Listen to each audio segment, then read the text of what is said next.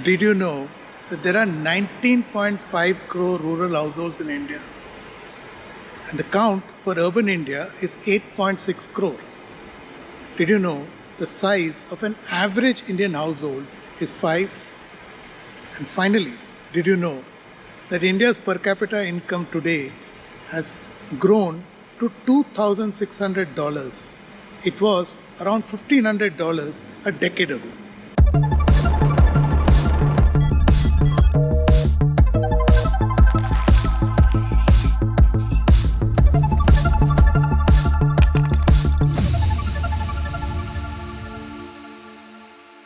Hello and welcome to another edition of Capital Calculus. I'm your host, Anil Padmanabhan.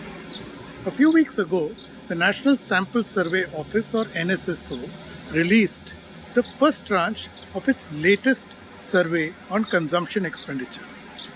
The data, which comes after a lag of a decade, provides us a very revealing snapshot of India's rapidly transforming consumption behavior. Broadly, it tells us one, that disposable incomes have grown across classes, some more than the others.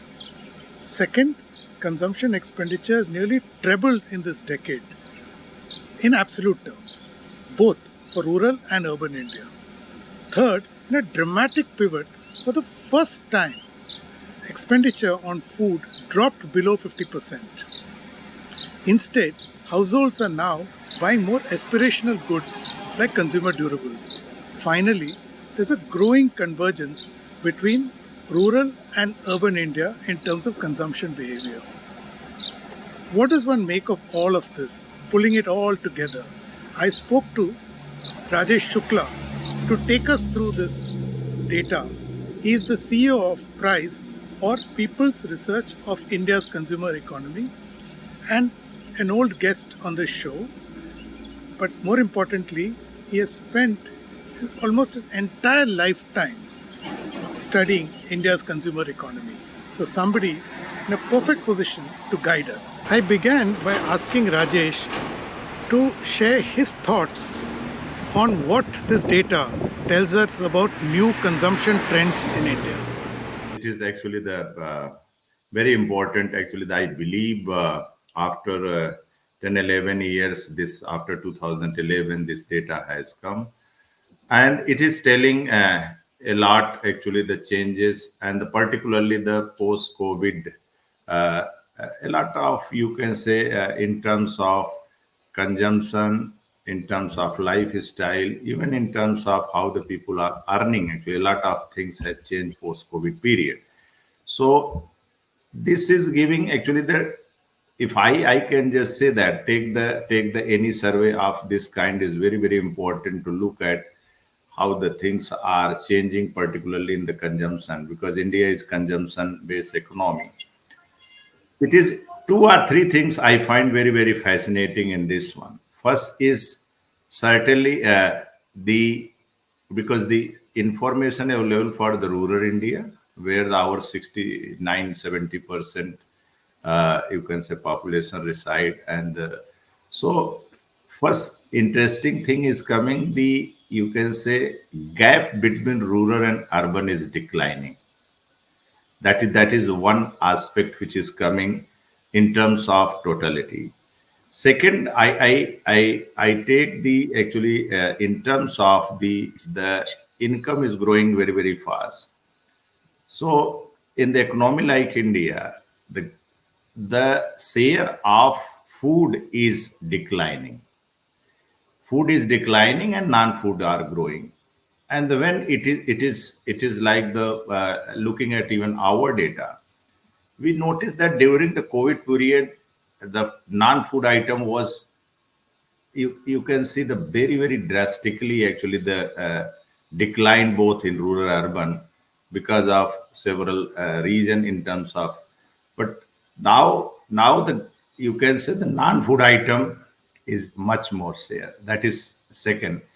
Third important thing I would like to also look at the changing consumption pattern is for the better, you can say, the balance one, in terms of one can look at the growing the you can say the food items in terms of like beverages or the packaged food, but there are certain concern.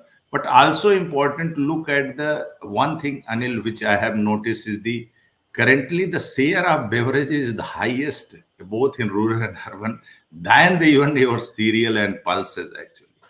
And that is giving that the people are moving towards a little bit better balanced food in terms of, because cereals are giving the carbohydrate, but uh, beverages and the packaged food is getting all kind of this one. So I noticed the changes which is actually coming in the consumption pattern is good for the healthier life.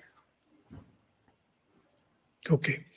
So, Rajesh, just staying on the theme, the spending on non food from the data is growth is much faster in rural India than in urban India. Why is that? You see, the means like the I wrote a story, and this is which I am observing for last 10 or 15 years through the our data as well as the NSS data. You see, the rural India is still behind. If you look at the whatever the table it is given here, it is interesting to note that the share of like the rural growth. Rural, if you take the consumption basket, rural is still 10 or 12 years behind to the urban India. And let me say why. If you look at the rural, the share of, you can say, food item is 46% actually. 46% in rural, while it is at 39% in the urban, as per the data. So if you look the food share of 47%, in urban India, it was 48% in 99 2000, 99 2000 actually. So look at 99 2000, 48% was the food share in the urban India. Still, it is a 46% in the urban. So if you look at the what was the in urban India in the like 99 2000, one can say that still rural India is behind that. 10-12% in terms of total food expenditure. But interesting thing is the like the in the rural India, the consumption pattern is towards the non-food item, particularly the conveyance, particularly the education, particularly the health, is growing currently the very very fast. And let me say consumer durable. And why this is happening, it is not only the related to the purchasing power, but it is more to access the goods and services. For example, e-market is coming now. The each village level, you can say the all the e-market facilities are available. People can access the thing. And the second thing is infrastructure has gone very well in the rural India. Connectivity in terms of information like electricity, if you see, or the connectivity through the access to the market.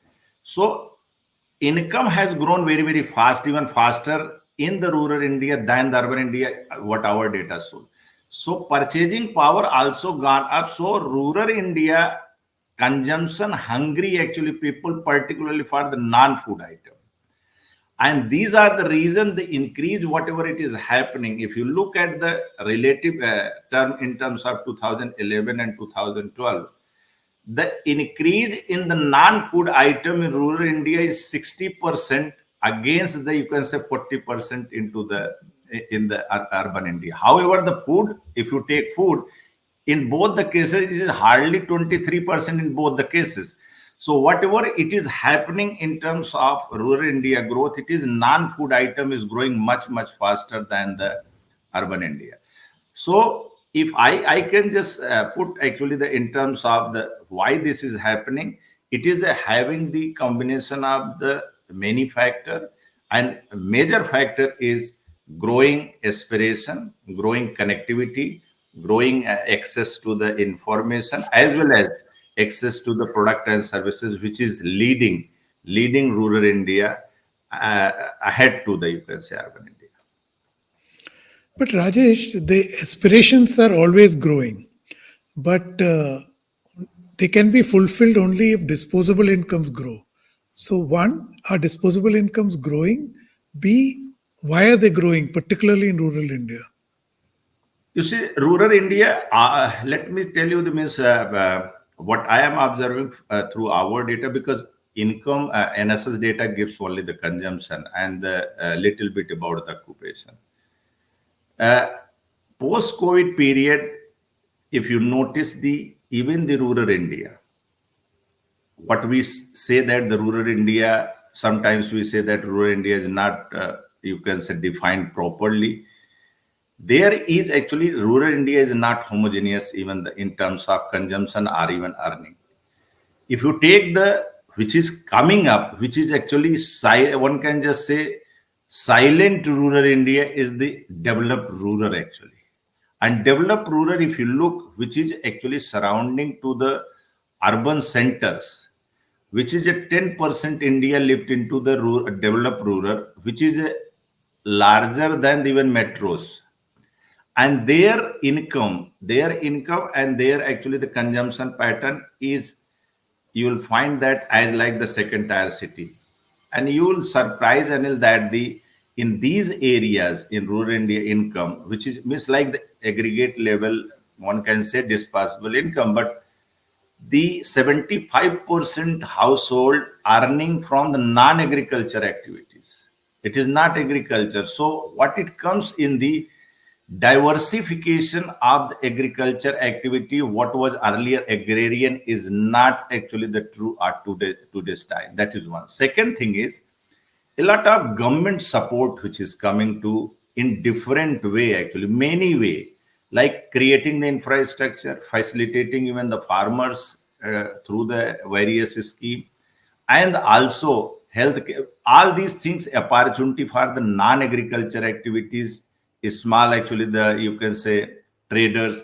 So you can say access to the credit also. So a lot of, you can say, and more important is the environment and conducive environment where people are growing in their aspiration in terms of fulfilling post-COVID period, because the post-COVID period people have lost many actually they set another. So it is opportunity as well as the conducive environment which is created, which peoples are pushing to earn more, and the employment is happening in the big way. We all know that the COVID 19 pandemic caused devastation to the Indian economy. It impacted almost everyone. Obviously, those at the bottom of the pyramid were impacted the worst. In fact, their recovery is still a work in progress. So I was curious to know whether this understated the actual consumption expenditures that were captured in the NSSO survey. Yeah, it should be higher. It's there is no doubt it should be higher.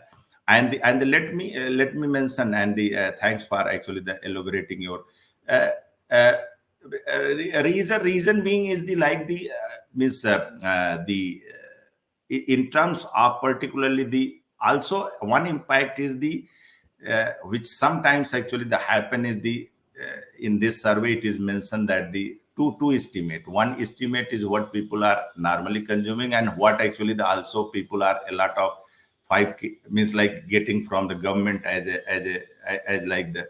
So sometimes like even that consumption means it is imputed, but people never consider if people are getting that actually the, and the like the 5 kg of the government support, sometimes people are even under reporting, actually it means people are not considering as part of that. So in that way I am agree with that the consumption in the actually in the some way during this post COVID period is actually the underreported in some way. Okay. So now, another very basic question. We have established that food as a proportion of total consumption expenditure of a household has come below 50% for the first time. But the other side of this is that disposable incomes have grown. So, a very basic question that if disposable incomes have grown, so are the benefits of economic growth finally through various means percolating down to the bottom of the pyramid. Yeah, yeah. That is means there is no doubt at all, and that is our data completely showing. And let me say why, how we are saying with this confidence. And this is important to note that if you look at the uh, uh, measurement of the income during the COVID period, yeah, pre-COVID period. Let us take pre-COVID period. Bottom 20% share of the income was approximately 6.2%. Means bottom 20% population in India pre-COVID period of the total national income was that 6.2%. During the COVID period, it reduced to 3% approximately. Okay, 3%. And now in 2022-23, when we have estimated, it is reached approximately 6%. Means it's still not that level, as I mentioned earlier, not at level. That is one aspect. Second, if you take the top, it was approximately 46% pre-COVID period, means top 20%. During COVID period, it has gone to 54% of the total income. Now again, it is reduced to you can say 48%. So if you look the trickle down is simple statistics one can apply. If the share of bottom up pyramid has gone 3 to 6%, then in totality, whatever the you can say opportunity income growth happen within self or with the support of government, with the employment, whatever may be reason, but the trickle down effect happened during last 2 years, and this is clear indication.